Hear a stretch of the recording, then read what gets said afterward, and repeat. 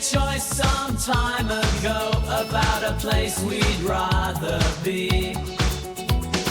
Go back in time a bit, living in a crowded place wasn't the best of fits. Wanted a new home base. Living in Sweden, happy dogs, happy life. Living in Sweden, the best choice for Tom and his wife.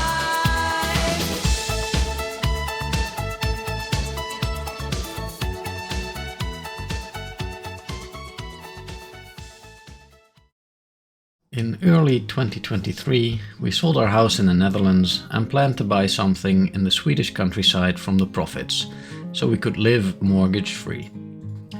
We rented the place for a few months before we bought something and moved in November of that year. Our new 100 square meter house with 8 hectares of land was in good condition but needed some updating. We started with the bedroom, as none of the existing ones were big enough for our bed. So we merged 2 of the smaller bedrooms into one and updated it with a new floor, wallpaper and a lick of paint.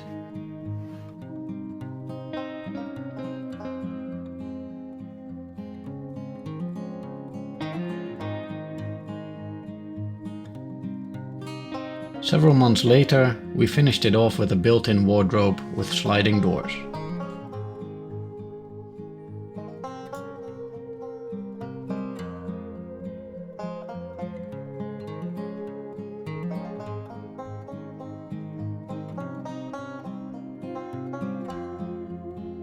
The house's water was originally heated by a wood stove connected to a boiler, so we could only have a hot shower or do the dishes after we'd had a fire going for several hours. We quite quickly added an electric boiler, so we could have hot water whenever we wanted, but kept the wood-fired stove as our main source of heat. Later we changed the stove for a more modern and smaller one, so we could heat the house more efficiently and we have more space for our new kitchen. The old one we could sell for a few thousand crowns, so someone else is enjoying that in their home now. We've also added some electrical heaters to keep the house at temperature when we are away or sleeping, but we mainly use firewood as our source of heat. All of this firewood comes from our own forest, so that means rolling up my sleeves and doing the work to fill up our wood stores.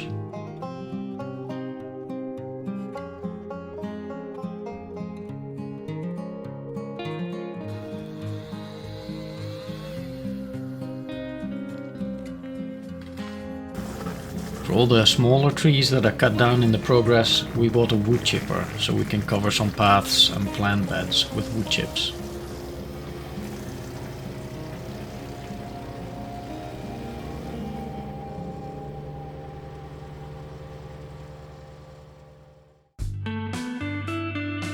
Sweden is known for its white winters, and our first year in Sweden we had a long winter and much snow.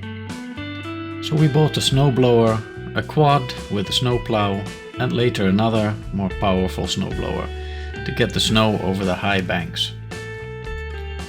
Because the snow came very early and was already covering the whole driveway when we received the keys, it was difficult to see where the road stopped and the ditches began, so we drove the car in the ditch once and had to ask neighbors for help.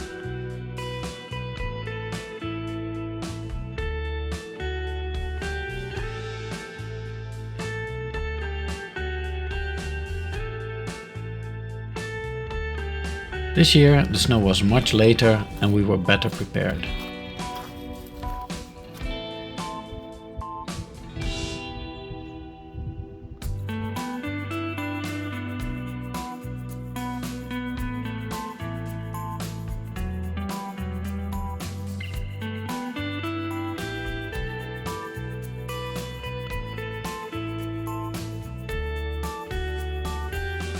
I always thought it would be important to integrate in local society, wherever we would end up. And in the Swedish countryside, there's almost no better way than to join the local hunting team. So after a few months of studying Swedish, I felt it was good enough to start studying for the hunting exam. After 2 months of classes and studying, I passed the theoretical test and started training at the shooting range for the practical test. After that one was also in the pocket, I could now request licenses for my desired guns.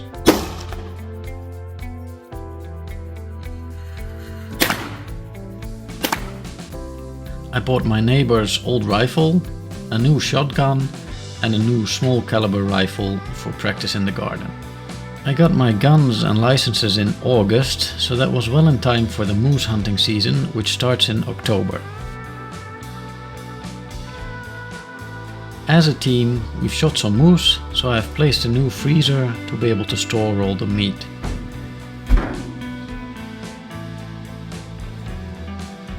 I've also gone out by myself a few times to hunt deer, but so far I haven't shot anything yet. I'm fine with that though, as it's my first year and I'd like to mainly gain more experience before I shoot anything.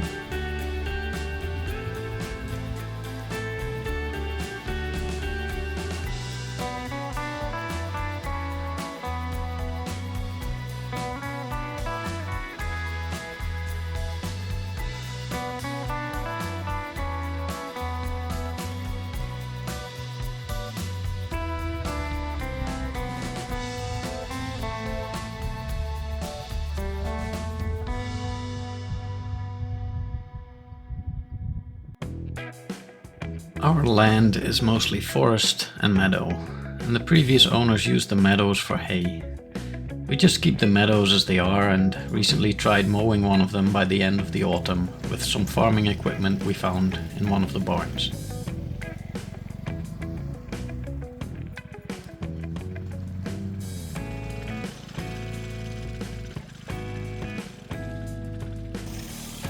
That worked fine until it broke, but nothing that couldn't be fixed.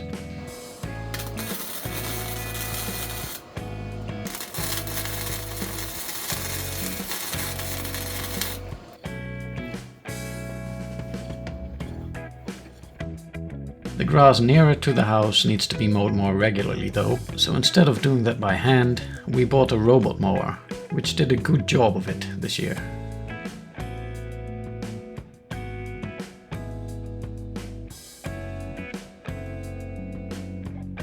We transformed part of the garage into a greenhouse with some elbow grease and cheap materials.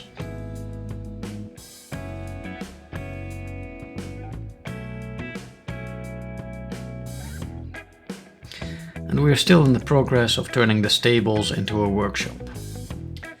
I need to wait till it's warmer again to pour the last of the concrete.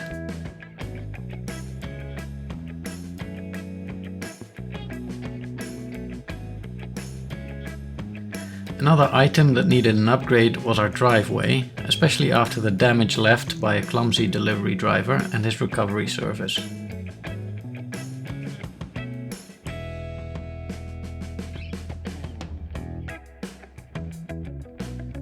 A local company did great work and we're looking forward to seeing how the improved driveway makes it through its first winter. The floors and stairs are wood with a vinyl top layer. We want to change that everywhere, but first tackled the stairs. It was hard work because the vinyl was glued and the glue didn't want to come off.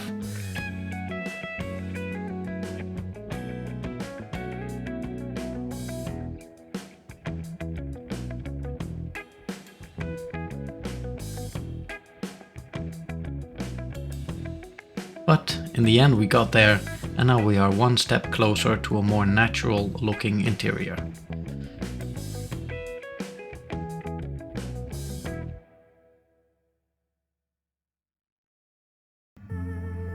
The exterior of the house was also ready for some love. The fascia boards were in a very bad state and gutters were missing in most places. It took me a while to find a local skylift for rent, but when I found one, I wasted no time and replaced all fascia boards.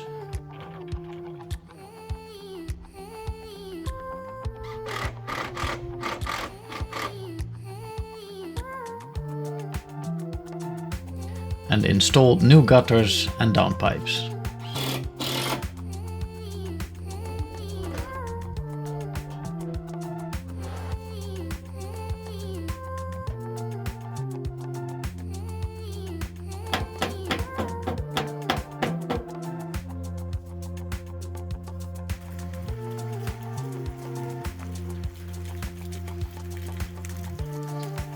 as well as some minor improvements to the facade by fastening and painting some cables.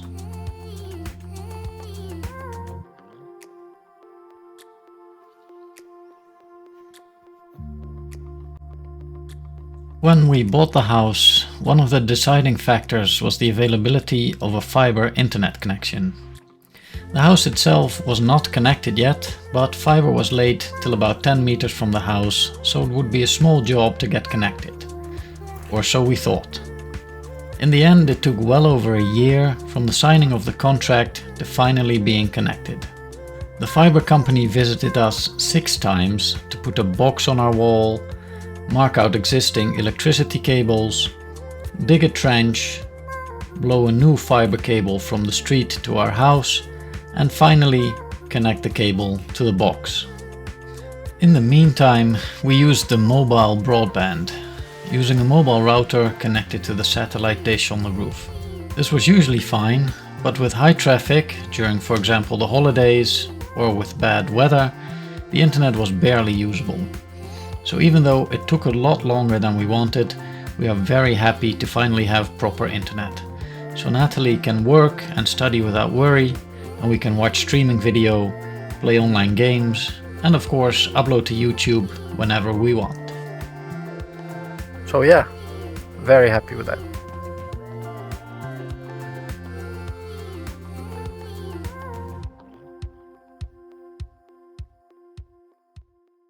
These were the biggest things we did, although we did a lot more, like build a small bridge over a ditch, make furniture out of a big birch tree,